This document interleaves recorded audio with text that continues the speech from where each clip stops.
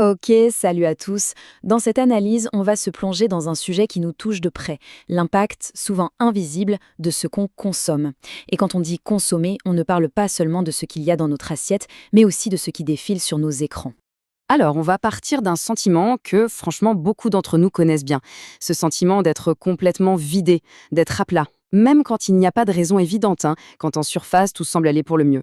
Et bien souvent, les responsables de ce coup de mou, ils sont juste là, sous notre nez. C'est notre alimentation. Ce sont nos feeds sur les réseaux. Mais attention, pour piger l'impact réel de tout ça, il faut aller voir un peu plus en profondeur. Voilà, on entre dans la première partie, la dimension cachée de la vie.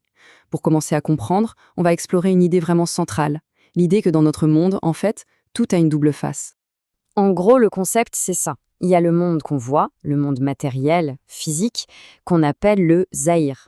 Et puis, il y a un autre monde, invisible, qu'on appelle le baten. C'est une dimension énergétique subtile. C'est un peu comme un iceberg, en fait. On ne voit que la pointe, mais la plus grosse partie, la plus influente, elle est sous l'eau. Et bien là, c'est pareil. Et cette idée, elle s'applique directement à nous. La citation le dit bien, on est un reflet de l'univers. Ça veut dire quoi concrètement? Ça veut dire qu'on n'est pas juste un corps physique, une machine. On est aussi un être d'énergie. Et du coup, tout ce qu'on absorbe, que ce soit de la nourriture ou de l'information, eh bien, ce n'est pas que de la matière. C'est aussi une sorte d'information énergétique qui vient directement impacter notre état intérieur. Bon, passons à la partie 2, la nourriture, énergie ou poison. Voyons comment tout ça s'applique de manière très concrète, en commençant par quelque chose qu'on fait plusieurs fois par jour, manger. Alors là, on touche à un point clé. L'idée avancée, c'est que l'état dans lequel se trouve un animal au moment de l'abattage, c'est crucial. Toute la peur, tout le stress qu'il peut ressentir, cette énergie négative ne disparaît pas comme par magie. Non, elle reste comme stockée, emprisonnée dans les cellules de la viande. Donc, si on suit la logique, le processus est assez simple. L'animal est stressé. Cette énergie de peur est piégée dans sa chair. Ensuite, nous, on consomme cette viande. Et au final, on absorbe cette énergie. Ce n'est pas juste une question de protéines et de nutriments.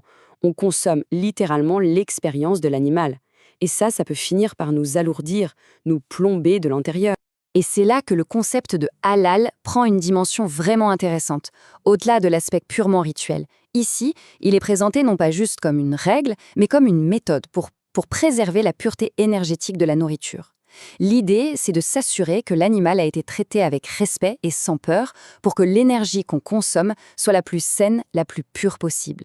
Et en parlant de pureté, il y a un autre outil puissant qui est mentionné, le jeûne. Le jeûne, ce n'est pas juste arrêter de manger. C'est vu comme un véritable bouton reset pour tout notre système.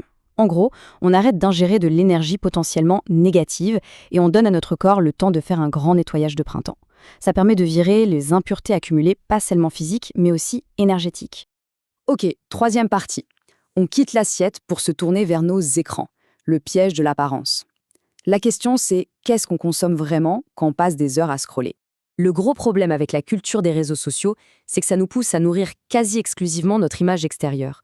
On soigne notre apparence, on met en scène notre vie, et pendant ce temps-là, notre moi intérieur, notre âme si on veut, est complètement laissée à l'abandon.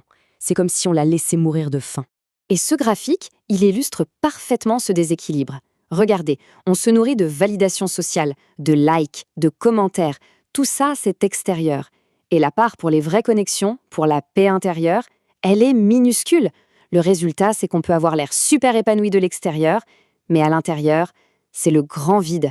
On se sent comme une coquille vide. Bon, ok, le constat est un peu rude. Mais alors, on fait quoi? C'est le sujet de notre quatrième partie, cultiver son monde intérieur. L'idée, ce n'est pas de tout jeter, mais de trouver un nouvel équilibre, de se recentrer un peu sur ce qui se passe en nous.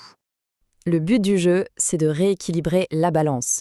D'un côté, on a la nourriture de l'extérieur, la junk food, la validation sur les réseaux, les contenus superficiels. Et de l'autre, la nourriture de l'intérieur, des aliments purs, de vraies connexions humaines, des moments de calme et de réflexion. L'idée, ce n'est pas de diaboliser l'un ou l'autre, mais de faire des choix plus conscients pour s'assurer que notre monde intérieur ne soit pas laissé pour compte. Et pour y arriver, il existe des outils, des cadres de pensée. Manger en conscience, par exemple, en se demandant quelle est l'énergie de ce que je mange. La prière ou la méditation sont présentés ici comme des moments de recharge, des sortes d'ascension pour se reconnecter à une source d'énergie plus élevée. Et même des traditions comme la sunna, vues comme un guide pratique pour mieux gérer et préserver son énergie personnelle au quotidien. Finalement, le message principal derrière tout ça, c'est un message d'empowerment. Il s'agit de reprendre le pouvoir, de ne plus être un simple consommateur passif qui subit, mais de devenir le gardien conscient de sa propre énergie intérieure, d'être acteur de son propre équilibre. Et on va terminer avec cette pensée, cette question pour la route. Et si la clé, finalement, c'était pas de chercher à s'échapper de ce monde, mais plutôt de se construire un monde intérieur tellement solide qu'on puisse y kiffer la vie, tout simplement. Parce qu'en devenant conscient de tous ces flux d'énergie invisibles, on peut apprendre à naviguer dans notre monde moderne, non pas juste pour y survivre, mais pour vraiment, vraiment y prospérer.